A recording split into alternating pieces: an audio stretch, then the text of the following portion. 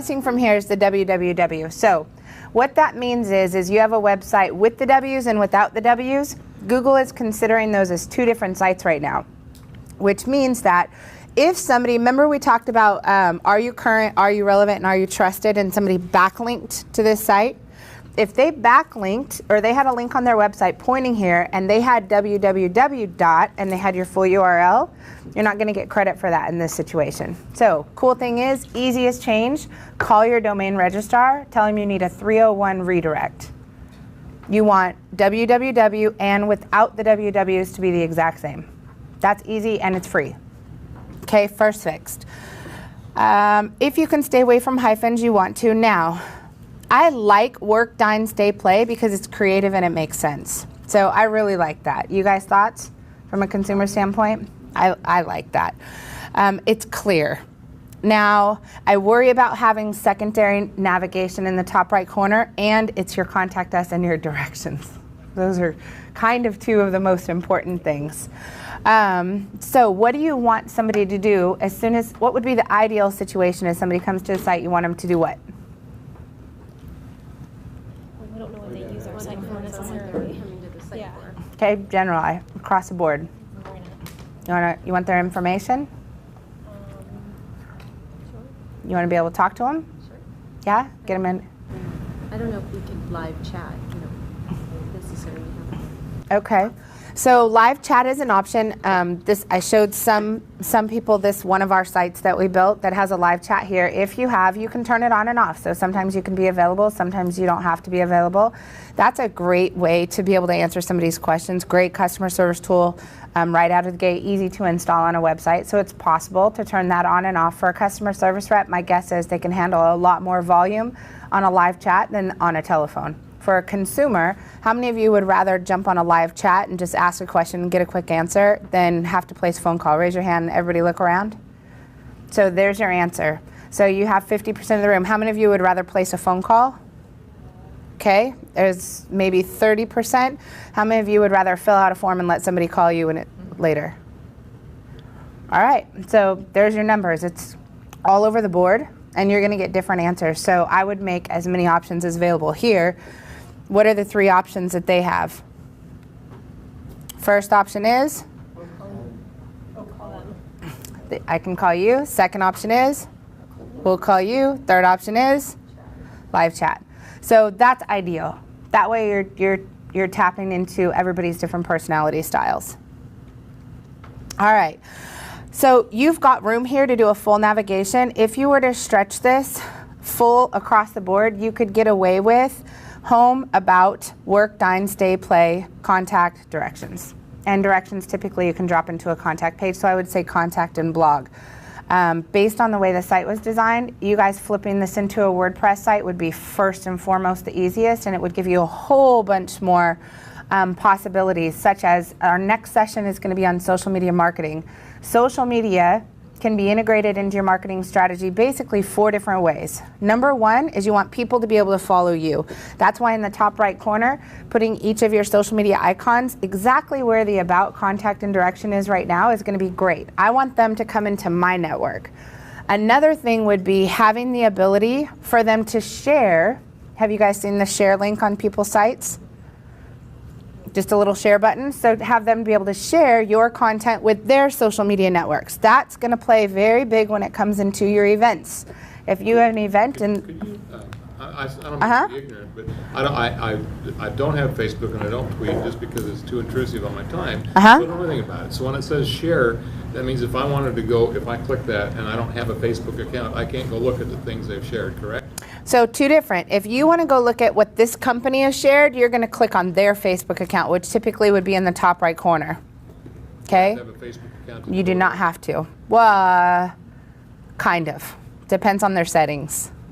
So it depends on how they have their settings. If they have it to where only people who have liked the page can see the content, then you would have to have the Facebook page, and you would have to have liked it. Sometimes they'll have an ability to follow, and they have their information all public. So it depends on that company's settings. Okay? But you assume that if people see share, that they understand it. The only people who are going to click share are the people who know what that is, and they do it all day, every day, any day, anyway. So it doesn't even matter. That's So since I don't have Yep. one, what does that clicking on that share do? It puts a, Nothing. I mean, It'd make you log in. it- Well, nothing. It would pop up a box and it would say log in, and you don't have an account, so it would say create an Why account. do people share? Does it go on their Facebook? Let me page? ask you Is that like guys. this? Why do you share? What would you share? How often do you share? Why do you share? Well, I share for multiple reasons. One is I like and I want to tell somebody about a service. I think it's really cool and I think other people might be interested in it. The other thing is sometimes the things that I share are relevant to the business that I do. So I will share something that is relevant and that in turn will increase the perception of my expertise. So here's his Facebook page right now. The other thing it gives him the ability to do is tag. So and I'm not going to get into a social media training, that's in the next hour. We have a whole hour for social media, so I have to be careful with this. Very quickly though, inside Facebook, for example, so Kevin goes on Facebook and he says at Jennifer Bagley, tags my fan page. My fan page has 65,000 likes on it. Just that page, not including my company page. Then he tags 4 other people. So he tags Kathy, Mike, Scott, and my mom on there. Okay, so now it took Jennifer Bagley speaking. The only thing he didn't tag, edit your post, is CI Web Group. If he would have said at CI Web Group, then it would have pulled in 50,000 people on CI Web Group that now just got a virtual introduction to Kevin Bagley, who sells real estate. So that easy, 65,000 on one fan page, 50,000 on another company fan page, and 5 people's personal profiles. I know mine's at max. I have 5,000 friends on mine. And if you add in each one of us, that's another 25,000 people that he was able to say, Jennifer Bagley with CI Web Group is speaking at, and we probably should have tagged Northwest Marine Trade Association, right? And then we would have now expanded it again. So in a matter of instance, old school referral is I pick up the phone, I have a conversation, I tell somebody about something. Today's referral is I tag 7 different people, bam, I'm in front of them and their network. The volume of business and interaction we get from that is massive, and most companies do that participate. So the challenge with not being on the sites is it doesn't mean you're not on. If you're not using Facebook, it doesn't mean you're not on Facebook. It just means you're not participating, you don't see what other people are saying about you, and you're not guiding your brand on a social media account. So I'm going to come back to this though in the social media training heavily. Let's see here. So here's a website. We just, what is this? Okay, so if somebody comes to this particular page and they know a friend that was just designing so I'm back to on your web page, how should you have social media integrated into the site? So the first one is, I want people to follow me. I do that by putting links such as these in the top right hand corner, bottom left hand corner of a website. That's standard. So this is if somebody clicks on this, preferably, yes, preferably. So if somebody clicks on this, they're going to land on CI Web Group's Facebook page. And I'll just open it up so you can see it. So here's CI Web Group's Facebook page. You like that? See? That's how many likes are on this Facebook page and so forth. Now, if somebody goes to read an article on here, so say we just built a new website. This is Cambridge Leather's website. Somebody has a friend that's designing a new e-commerce site, which this just happened to us. We had somebody that saw this design, and they were a dress manufacturer. Somebody went on our post. They tagged this post. They pushed this post by just hitting share on one of these icons, and it took this post and pushed it to their Facebook account, and they said, at Olive, or whatever her name was, I can't remember, check out this design. I think this would be good for your dress store. So you have someone on your page finding a piece of content, so your events, there's no way to share them. There's no way to let them move throughout. The whole point of putting content on your website is to make it available and shareable. Last week we had Barbie Decker. She's a fitness trainer and coach, Beachbody, P90X and so forth. They're pretty big time. And Sagi Khalif, they said, we love our website company at CI Web Group. and Jennifer Bagley and her team, blah, blah, and they put this big thing in there and they just tagged our pages. We got 11 new prospects on the Facebook feed of people commenting saying, I need to do my website. Thank you for the post. Can you give me a referral? What do you think of this? Do they do SEO?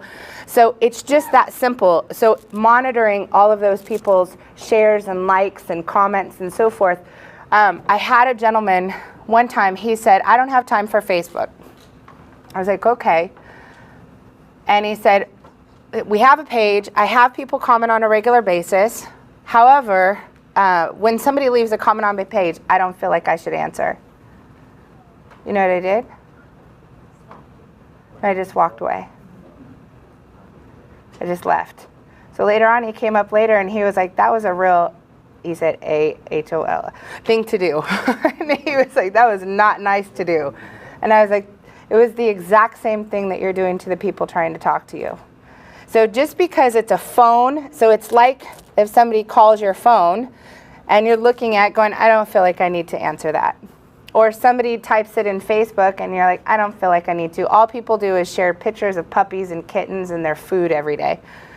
The great part about social media is you ignore what's relevant or what's not relevant. You pay attention to what's relevant. And outside of that, you get to choose. If you're marketing to somebody and you send them an email, you're invading their space in their inbox and you're it makes a mess of their day if you have too many email newsletters. But if it's a simple post on Facebook and it's in a feed, you get to choose if you want to pay attention, and you should only pay attention to those things that are relevant and ignore everything that's not. Does that make sense? Okay, so step 1 on a website is you need the ability for people to follow you. Step 2 is you need the ability for people to share. Step 3 is the ability for somebody to comment on your website and it auto-post to their network. Now, this will get into an entire possible debate on if you want that to happen because of negative PR or publicity.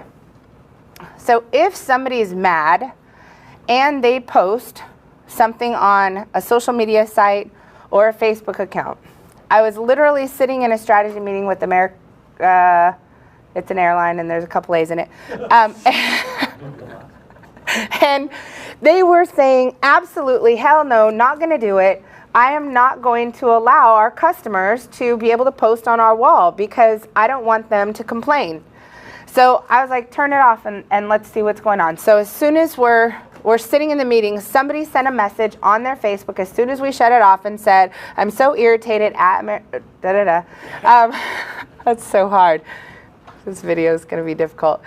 And it said, been sitting in the airport for 4 hours. This sucks, right? 5 seconds later, I was like, don't even worry about it. Stupidity regulates itself. Another customer says, well, at least they care about you being safe. You could be in a crash because of the snow. Okay. Another response was somebody that said, I had the same situation. It was one response after another, but the great part is the people who love them and who it was like no-brainers to. Of course, if there's too much snow, you're not taking off. They regulated that. So there's 2 different scenarios. If I'm going to publicly complain about a company, which I don't do, but there are people who do that. If you're going to publicly complain about a company and you tag a company or you put a company's name out there on blast and you tag them or you write on their wall, if you have a page and you can see it, at least you can respond. But not allowing people to comment doesn't mean they aren't. Does that make sense? So the difference is you want somebody to rag about your business or your company and say a bunch of negative stuff and you have the ability to reply, or do you just want them to do it and not say anything? And that's something we have to get over. So I encourage feedback. In our business, I encourage feedback. I want to know if we're doing a good job. I want to know where we can improve. And we create that culture where we tell people we're not perfect. We're definitely not perfect. I want to know. And I give them a place to provide feedback that isn't public. I give them. I ask for that feedback. I ask for how can we improve? How can we get better? What would you like to see from us in the upcoming months or years and so forth? And you give them that area. And once you give them the opportunity to have a place where they can submit those things that are requests for improvements instead of a complaint, you'll be able to better control your brand, bring more positive ways for improvement or criticism or feedback. Does that make sense? Okay. So once you get through that process and as an organization you adopt I want feedback and we know how to address it. It doesn't scare me when I see somebody mad. I know what my responses are. I know how to deal with that situation. Then you get into the third piece you need on a site, which is the ability to interact. And that is, for example, on here, this is a two-way communication. This allows somebody to post, and notice it says also post on Facebook. So I could type on here, this is a great design, absolutely love this, fantastic, hit post, and it's going to show up on my Facebook wall. It's going to show up on this site. And other people's conversations are also going to continue to post here. So it gives you a lot of interaction and feedback and marketing. Make sense? Okay, and the final way that your site should be integrated with your social media accounts is every time you add a post, if you have a blog, that content should auto-disseminate out to your social media sites. That's step one. Is that ideal? No. And we'll cover in social media the difference between an aggressor and a protector. But for the protector, someone who's just getting started, at least at bare minimum, when you create a new article, have a new event posted, and it's in the right format, it should auto-post out to your sites. If you're in WordPress, you're golden. You can easily set that up very, very simply. Make sense? Kind of? Okay. All right, so here we've got an event, but it's just, yeah, I can't do anything with it. I can't share it, I can't save it, I can't email it, I can't post it, I can't talk about it, and so forth. There's also nothing to convert. So there's no conversion. There's not sign up to get more events or get on our newsletter to get more events or subscribe to our event calendar's RSS feed. We've got to have some kind of conversion each time because you need to be building your list. Somebody who may not be ready to buy now may be ready to buy in the future. So you don't want to lose that opportunity. Biggest thing, okay, wait, let me go back. So another thing on this. This event is the Husky Cruises. Do people know about Husky Cruises? And are they looking for places to do that? So if somebody's Googling for Husky Cruises, unfortunately they're not going to find it. One, because it's not SEO'd, but two, the page title is called event number 63. So page titles, we never want page ID 1, page ID 3, page ID 6, page ID ABC. We always want it to be a full URL with literal words. All right? Now, we'll go into work. Same thing we talked about earlier as far as individual pieces of content.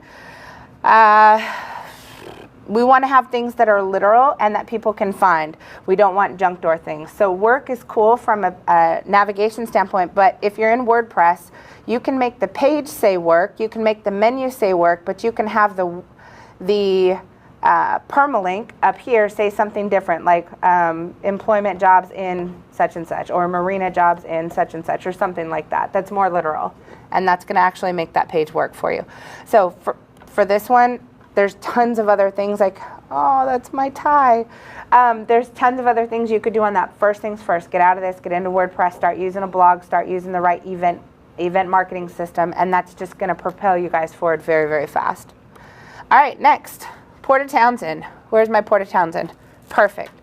Okay, so we have little things on here too. Logo can be bigger. I would increase the size of the logo and make it a full menu. We have economic development, port tenant directory, air FAA information, master plan update, marine boat launches, Porta Townsend. We have really good content on here. What I don't see is any conversions right off the bat. So what I'd want is, what do you want people to do when they get here? Do you want them to call, contact you, request a quote, get more information? Well, actually, it was kind of there as a big answer all the questions. You know, we're always getting requests for what's the budget look like. And so it's basically an electronic file drawer that people can just look at without having to come into our port. Okay, so ask a question. Right, ask a question. And then we just got this thing like a month or two ago, and so I think its usefulness will be able to help us get people to come and figure out what our amenities are, and if they want to make a spot to come and stay in the boat. So more operational so far, a little bit of marketing. So first things for you, you need a preferred URL structure, so you want to call the domain registrar and have them set up a 301 redirect, or whoever installed the site on the server forgot to do that. So it should be www.portapt.com. I'm going to go into latest news. you know, I'd go ahead and get out of latest news, articles, news, and just switch it to blog, because that's what people are familiar with. That's current, that's relevant, that's today.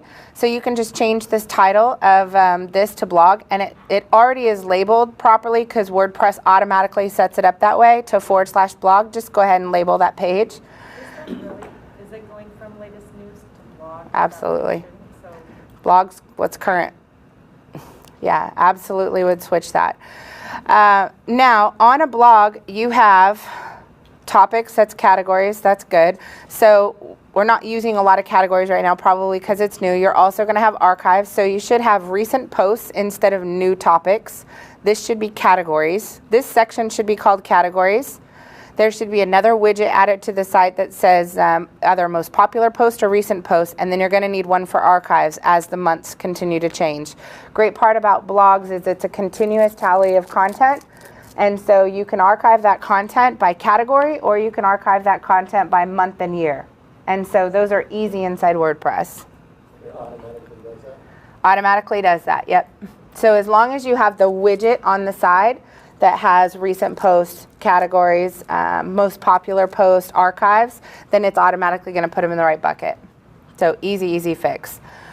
Now, all of these, so I can tell, let me go forward. I can tell the only tag that's being used, you guys can't see it. In the very bottom left-hand corner of the screen, it shows you what that hyperlink is, and the hyperlink is portapt.com/category/news. News is generic, really, really generic. You want your main category or your main tag to be based on what the content is about. So if this is marine trade guides, then I would have marine, marine guide, marine trades guides as tags instead of just news.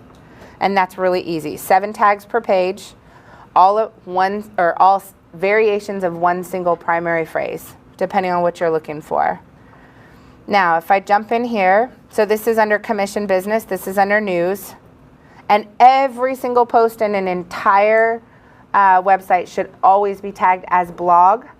It should always be in the category called blog and whatever the literal categories are that are titled to it or the relative to it. When you're on the particular site, so you're using WordPress commenting, the only bad thing about that is the comments just are only visible to you. There's no marketing value to it. Versus if somebody read an article and they had Facebook commenting on there, they could actually share it with people who are in their community. And there's no way to share it. Same thing. So this is WordPress's standard install. I would change that out. In the footer, we don't have anything. So right here, you guys notice there's no way to contact them. And do you want people to be able to contact you at all? Mm-hmm. You do. Okay. So we have a suggestion box on the front page. Okay. So is that something that can be put like everywhere? Yeah. So what I would do is if the site was, this is just a free theme, a WordPress theme. If you had it designed, they would design it with a footer that had all that info. So here's a site that we did. Let me just show you this footer so you can see how massive it is. This footer has contact us. They have a full schedule service on there. They have download our mobile app. They have their brands on, sign up a newsletter, a quick sitemap, connect with us. They're doing SEO by location. So they have all their primary counties that they're in, and then they have a handful of other things as well. So you have a lot of real estate. You can really make a footer powerful because it's on every page and every post throughout the entire site. So everything you want to be front and center, you can have there. Let's see here. So same thing, social sharing. Outside of that, it just needs some design to it. The design really in this one is just the images you have in your slider. Once those go away, there's not really a lot of design to it. So it's a little, I don't know, what are your guys' thoughts as you move around the site? Not real exciting. Looks Yeah, I government. think it's clunky, but I don't know how to make it spike. Phone number's not jumping out at all. Yeah, no. Still like to call. So and that's, yeah, this is a different place. I wouldn't put the contact information here. So again, top right, bottom left. Those are your primary contact information places. All right. So those are some good things. This, because you're in WordPress, you could have just a PSD design for the site applied to that. Keep the same database, keep all your content the way it is inside the site, just have the design applied to it and really make that thing stand out. And that's going to increase, well, it would be a Photoshop design. So somebody that's a designer. Like our design team will take a WordPress site like this, design something gorgeous, and apply it to this design instead of using the free theme install. Yes? Yeah. Yeah, you want another one? Yep, absolutely. Do you want me to do one of yours? If you guys have a site that you want me to look at, just bring me one of your cards. I've got a handful. I think I have 5 up here. Bring me a card and I'll pull it up though. All right, next one. Let's see here. Tacoma Youth Marine, same thing. You need a 301 redirect. The URL doesn't have www. It's .org. That's fine. This is a challenge. This is not good. So your menu navigations are all pictures instead of text. Google can't crawl pictures. It can only crawl text. So each one of these, who owns this site? Perfect. So having a more standard menu, maybe a top level menu would be great, and a text-based menu. Which one? This one? Can you fix that with the titles and the images? You can do an alt text on the titles. Still not ideal, but you can do that to try and kind of. But not as much as text. Not as as if it was just full text. We've got a phone number here. We have the URL here again. I don't think you need that. This is wasted space to have the URL in the same place again if they're already on the site. You know, if we're going to put this here, it doesn't say much about it. It's got the location and whatnot, but having a video on there, that's maybe a welcome video where you can real quick catch those people who want to know what this is, what it's about, and how we can get involved and so forth. Map, not necessary to have on the home page. You can drop that to a footer if you want to have a map to our location or something. We had a bridge that was people literally couldn't find us without that map. So what I would, and if you had more of a standard header area, you could put, the great part about having that white space up there is if you have an emergency situation where you need to drive people somewhere, you can put in a CTA, which is a call to action button in the top right that says map our location or find our location or get directions. And that's going to drive people there instead of merging it into a bunch of content.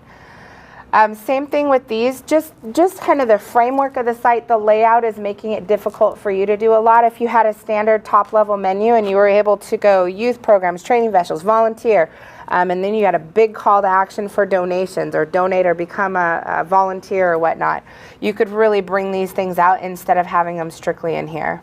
So same thing with this one, I would say design. Let me just glance at the back end to see if there's something else that needs done. So this was probably designed by a friend or an individual. So a handful of things. One, they built it in tables. So this is a designer that developed you a website, which means they don't know how to develop. On our team, we have a design team, a development team, an SEO engineer team, a social media team. If you think about the personality styles of these guys, think about a graphics designer. They're real creative. They have a design eye. They dress nice. They have real friends, right? Then you take developers. I'm just saying. Then you take developers, press pause on the camera. Developers, you know, I mean, they're rocking techno, they're drinking Red Bull or Heineken, they got Birkenstocks on, ripped jeans, they don't look as nice. Their night out on a Friday is on IRC or a relay channel on the internet or knocking it out on some game competition. Totally different. Then you take SEO people. These are engineers, so they are overly analytical, slow and methodical at everything. They don't care about design. All they care about is data, data, data, data, data. Totally different personality as both of the other ones. Then you have social media. The more flaming they are, the better, right? They're friends with everybody. No, you know what I meant. So, okay. So they're friends with everybody. They're outgoing. They're energetic. And they don't give a squat about any of all this technical stuff. And then you have video. I can't even talk about you because you're in the room, Mr. Video Man. Attentive to every single detail, every word, what I'm dressed like, what I'm wearing, if my earrings jingle. So okay, so they're just different. What? Edit. crop. So technically what's going to happen is you should have these different personality styles in a room or online debating it and knocking it out. They should be able to fight. That's why you need somebody who understands business, logistics, operations, finance, that is a strategy person that evens the keel between all of them. So you got to have a project manager or a strategist. I mean, that's my role. That's what I'm doing, is constantly going, okay, everybody present your information, knock it out, duke it out. Now let's get to business. This is what's most important right now for this business, and let's do that. Somebody asked a really good question in the last session. He came up and he said, so if you have 3 marinas that are within a 5 or a 10-mile radius from each other, and they're all using you for SEO, how do you choose who's on first, right? So at that point, the business decision is, what slips do you have available? 14 foot, 25 foot, 38 foot, whatever it is. What do you need right now? And you're only optimizing for the individual needs of that particular marina, and that's what you're doing. What do they need? What's going to pay the bills? And fill that slot. And that's what you're looking for, and that's how you separate it out. So you have to have a business analyst that can dive into that and figure that information out. Yeah, you like that? That's because it took me like 30 seconds to think about it too. You asked that question. All right, so on this site, challenges, they have, this is called keyword stuffing. That can actually get you gray listed from Google. You're allowed 7 keywords per page. If you stuff 45 key phrases in the same page and they're 8 words long, that can get you in trouble. We used to do that. Yes, sir? That used to work, right? Well, not only did that used to work, I used to be able to put 100 key phrases on the same page, literally paste them in the content, change the color to match the background of the website, and just kill it. Yeah, totally illegal now. So, no. Yeah, everything that us tricky web people figure out, Google changes the algorithm, and we start over and we find out a new trick, and we keep doing that. There was a point where we were able to do exact match domains. We'd have 30 websites for one company, everything you wanted to get found for, as long as the URL was exactly what someone was searching for. Hardly any investment or any time, you could get it ranked at the very top. Google changed the requirements, put in an EMDP, exact match domain penalty, bam, every website dropped to the 100th page. So now you need a new trick. So it's constant. So those things are not going to work, and the site's built in tables. This is all tabular data. You don't want to see anything in tables. This is all the content, can't be crawled, can't be seen.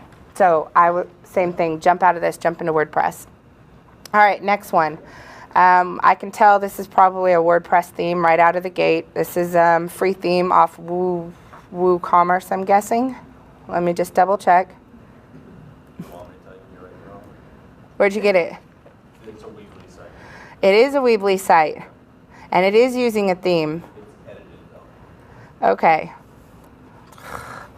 So the problem with Weebly sites, same thing, is it is, whose site is this? This is yours. It's a site builder, so you have mass amounts of garbage code in there that Google has to sift through before it gets to any real content. Just junk code, because it's designed to work for anybody in any situation everywhere, and you can keep messing with it, and every time you mess with it, you're adding in mass amounts of CSS code or HTML code that's garbage, and so that can really hurt the site as well. Is that what an HTML generator program does, the same thing? Yeah, I mean, you don't want too much HTML on a site. You want it as clean as possible.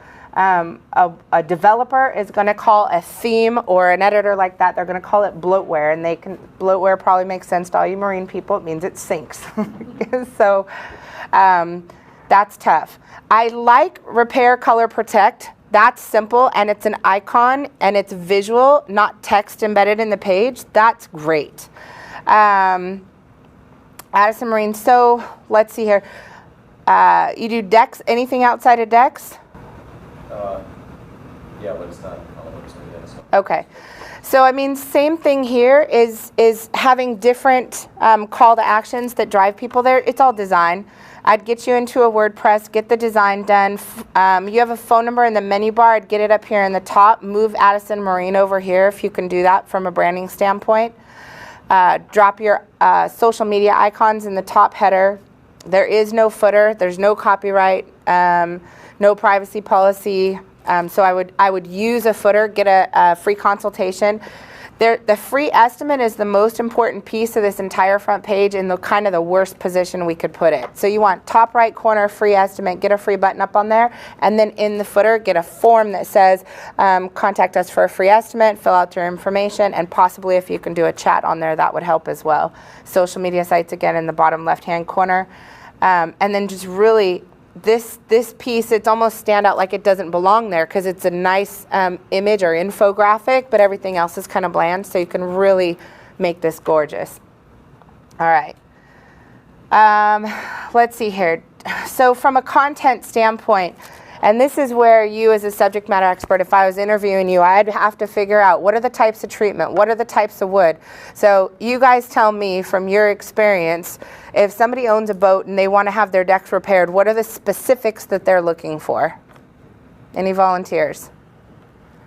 Specifics, such and such, a type of wood, a type of grain, a type of finish. What are they? Decks are generally all teak, so All the same? I would say 99% of boats have teak. Say that again? Boats that need finishing. Boats that need finishing, they're all going to be the same. So this site, if that's the case, and that's hard to find a business that has one primary word and two primary variations basically, or finishing. Well, actually, you have three variations. So teak deck refinishing, teak deck color, teak deck protection, and whatever variations you have of that. In that situation, you want to figure out what are all the questions. How much does it cost? What are the comparisons? What's better than what? And so forth. And so you want a ton of content, but you want to have those variation phrases as densely used in this site as possible. So that's where you get in. What are the top 10 questions you get asked all the time? What are the top 10 questions you wish people asked? And drop this into WordPress, and you're going to perform better right out of the gate with a good SEO plan. Okay, let's talk Yelp. Directories, this is almost in the social media environment. Directories are tough. There is a large community of marketers that hate Yelp because once you have a negative review, they will not take it off, and your business sinks, sometimes sinks. And then they hide positive reviews all the time, like legit. This scares me to pieces. Yeah, Yelp scares me to pieces. So I don't know what your experience is on there so far, but I would rather see people rating and reviewing. Give them an area to submit a testimonial. Give them an area to provide feedback. On the Air Care site, she wanted to really push people to be positive, so she created this section, Why Our Clients Love Us, with testimonials, and she created Write Us a Love Note. So she's really pushing people to give positive feedback and so forth. You want to be careful of directories. Anywhere where people can give a review on a highly weighted site that shows up on Google and they don't have a process for responding to or fixing or removing or validating negative feedback, that can cost a company way more than I think it's worth. Yes? It's really simple for your competitors to go on Yelp and give you a bad review. Yeah, Restaurant owners never do that. it's yeah. It's just really scary. I don't know if I would do that. I don't know if the value is worth it. I would rather see you spend your time and energy into optimizing your own site and getting found. You're in an ideal situation. I'm guessing your competitors don't do this well at all from an SEO standpoint. And two, you have a major narrow niche, which allows you to make this highly, highly dense for those phrases and to just kill it and occupy it. Now, so strategically, get this into a WordPress, get the content done right, get a quick SEO plan going on it in your social media elements. What's going to happen is over a month or so, maybe 3 months, you're going to wind up on the first page of Google. Then you can play a different game. The different game is if there are other people that are showing up in position 2, 3, 4, and 5, then you start talking to a strategist about how do I bump them to page 2. I want the first page of Google to where I'm the only option. And that's fun. That's fun. Okay. All right, cool. Okay, so next, let me see here. Port of Seattle, and I love you, but I got to come back to that in just a second because you are red tape to crazy. AmericanCo.com. I'm going to come there too. Did I do that right? AMERICANCONSTCO. What am I missing? Whose site is this? That's it. American CONSTCO. Okay, so 301 redirect right now. So if somebody goes to your site and they don't put the dubs in it, it doesn't even have both sites registered. Whoever set the URL up, I would freak out if they were on my team. Okay, all right, good. So, I mean, from a design standpoint, right off the top, you know, it's older looking. It looks more like a template. It looks like it's home done. Let me just check in here real quick. Is built in divs. That's great. I would have thought that would have been in tables right out of the gate. You have 0 keywords on the whole site. You have 0 title. The site doesn't even have a name. So that's going to be right here. This is your title where it says ... You could go 2 ways. You could try and make a bunch of changes to this and have a steeper road to get to the top. Or you could say, you know what, I'm going to do this right, drop this into a WordPress with an integrated blog, all the bells and whistles. And I'm telling you, WordPress has hundreds of thousands of developers all contributing to a code bank. So it has all, just when you install it, before you even have a developer do anything or a designer do anything to it, right out of the gate, you have more than this whole site comes with. So it's really beneficial. Let's see here, Marine Dredging Services. So, yeah, just no SEO. All right, let me jump out of here. No phone number, social media. We have this information in the bottom. There's really no call to action. And in order to be able to see what you do outside of the fact you have construction company here and waterfront contractor, I'd really want to be able to see better visual of what kind of projects people should be. So who hires you? Tell me that. Who hires this company? Like big buckets. Marinas. Yeah. Okay. So I would want to see right here, marinas. Who else? Marinas, ports, okay. owners, oil and gas companies. Ports, oil and gas companies. So what you want to do is the second somebody comes there, you want them to know their home. And give them an area to go in that makes sense just for them. So you could use a handful of call to actions. I'll use this one just as an example. So for this site, as soon as you get here, you guys, there's phone numbers, there's insurance or their licensing information, emergency contact information, social media. Now they've done a really good job with. They have a CTA on every single one of their slides. Schedule service. Schedule a consultation, download a mobile app, schedule online. They have apply for financing, their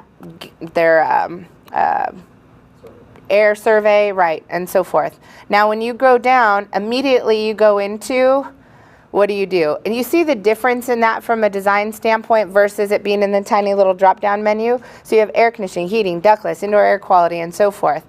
That is what do. Then you have a section that is just for you. So now it's driving into preferred members, existing customers, commercial businesses, residential homeowners. Yes? So this seems like it's a lot of scrolling. Uh-huh. And it was, you shouldn't go too much further than below the fold, and if they have to scroll, they're not going to keep scrolling, so yep. put everything in these drop downs. Yes. So that's 5-year-old strategy. Prior to Google having responsive websites, it had to do that because you either had to have a mobile application of your phone or you had to have this tiny little website that fit in a mobile device. Now with responsive, that's totally out of the gate. Now you can do it by buyer persona instead of technology limitations. So those regulations or recommendations were based on technology issues. We weren't where we are now. Now, because you have responsive sites, so for example, if I pull this site and I pull it up on an iPad, it's going to look like that. I drop it into an iPhone, it's going to look like this. So you have everything centralized in one little area. You have unlimited real estate, but really buyer persona, what to get out of that is each person's going to do something different, and it's based on, this is so sticky, it's based on personality. A-types Those are your instant decision makers. As soon as they come here, they get it. They obviously know what they do. They're going to make a phone call. Your people who are more analytical, they're going to go view all the junk in the middle. The people who are fence sitters are going to go all the way to the bottom, and then they'll probably jump into a social media site, maybe join a newsletter, but they're not making a decision right now. So each individual is going to take a different path or a flow. Still, no matter what, the most important area on a website is that top right corner. Does that make sense? Yes? Just a quick question to kind of jump off what you said about, that was kind of when we redesigned our site about 2 years ago. We did it with that mindset to try to keep everything, really one page, maybe a little bit of information below. It was also based on the research and kind of a lot of different people told us that the attention span is so short. So having a ton of content, especially relevant content that is at the bottom of the page, where you have to sit there and scroll and scroll and scroll, isn't that counterintuitive to the reality that people have like 3 to 5 seconds to make that decision of where they're going to go? Yes, if it's a bunch of text. Notice though that this is not content. This is visual, very fast. So in a second, if you need air conditioning, do you know you can get it? Ductless, you know you can get it. If you happen to be a commercial business and you want to know if they do commercial, do you know it? Now, if this was a full page of text and you had to read through paragraph after paragraph after paragraph, absolutely not. So when you look through each section, so if you were on here and you wanted to know how much would you save by having a higher SARE air conditioner, would you use the calculator? Would you look for a discount or a bunch of coupon codes and so forth? So everybody, I'm not a coupon shopper. My mom is absolutely going to find the coupons and she's going to have the best one. She's going to find the absolute best deal. Everybody's just different. So what you want to do is figure out of this large breadth of personality styles, needs and interests, how do I in the most visually appealing way drive them right to their specific needs versus my own perception? Does that make sense? How do they know all these things are down, that they have to keep scrolling to get to the coupon thing? Is there nothing at the top that tells them these things are down below? I will tell you, anybody that goes to a website, you scroll. The likelihood of going to a website and not dragging your finger like that or hitting a button, there's nothing that needs to tell you to go down. And the thing is that somebody who doesn't want to go down, they're not going to. They're going to call right there if you have your number up there. If you don't have your phone number up there, that's a different situation. That's a loss. Somebody who is a scroller, that's what they naturally do. Somebody who's not a scroller, they're not going to do that. So you still have a main menu navigation that's going to take you through the traditional process, and you don't have to do that. So you're catching each type of different viewer, and they're all different. Does that make sense? So now from a content standpoint, if you think about the average HVAC site, and I'm using this because it's a good example, they have home, about us, HVAC services, contact us, and financing, maybe, right? But if you're a homeowner and you need maintenance, you're going to go to Google and you're going to type in what? Air conditioning maintenance. Not HVAC maintenance for the most part. There are some that do, but for the most part, you're going to look for air conditioning maintenance. What if it breaks? Then what are you going to look for? Air conditioning repair. You might say AC repair, right? So the worst thing you can do is has HVAC services. The best thing you can do is think of what is each individual product or service that I sell and what are the variations. So in a marina, it's not moorage, it's what's the dock space? What would you look for your boat? So if you were going to move, the Kevlin, what are you Googling? Large slip spaces over 80 feet. That's what you're looking for. So it's not about moorage, it's not about slips, it's about slip spaces over 80 feet. That's what he would look for. And so it's figuring out what specifically is the consumer who's buying your products or services, what are they looking for, and getting each individual page lined up for that. So here, air conditioning installation, air conditioning repair, air conditioning maintenance, air conditioning warranty, air conditioning heat pumps, and so forth. Same thing if you're on DFW security, alarm monitoring, home security. If you guys wanted a new security system in your house, what would you search for? What would you look for? Security systems, perfect. You? Home security. Home security systems. You? Home security? Burglar alarms. Burglar alarm. Great. What else? Security alarm. So you notice here, half of these things are all the exact same thing, right? It's all the exact same thing. I'm going to come in, I'm going to install an alarm system on your house. However, the way people search or refer to it is different, and you want to make sure that you're catching each one of those. So alarm monitoring, home security, smart security, home automation, energy management. Home automation comes with installing a security system. The initial presentation with them, they're like, we don't need that. It's just an alarm system. Yes. So I look at this, personally I look at this, I know nothing about home security. I'm interested in finding something. I drill down on that services. Uh-huh. And I say, where the hell do I start? There are so many options there that's way too difficult. So most of the time, people are going to go right here and they're just going to go home security. Right. That's the highest click linked out of everything outside of the contact us button. So then you have, if you want to learn more, you can learn about home automation and energy management. How many of you have home automation in your houses? Okay, so for me, I travel constantly. I can pull up on my phone right now and see every room in the entire house. We have kids that are there, especially a teenager. Try to do something. I wish you would. Everything's recorded. If you move, it says video recorded. So for me, because I know that, literally, we're in bed, and if the door opens, it says front door open, garage door open, window open. He can't sneak out for nothing. Okay, so I'm going to be someone who's going to be looking for. Heck yeah. We can lock the doors, turn on the lights, turn on the heating, turn on the air conditioning, but I'm aware of that. So if you're just aware of home security, then that's what you'll look for. I want the full gamut, so I would look for home automation and know it comes with home security. Just depends on your level of experience. You guys have a hard time because you have to go with the level of experience of a new boat owner all the way up to a seasoned boat owner. And I tell you, they're going to look for different things. They're going to look for different things.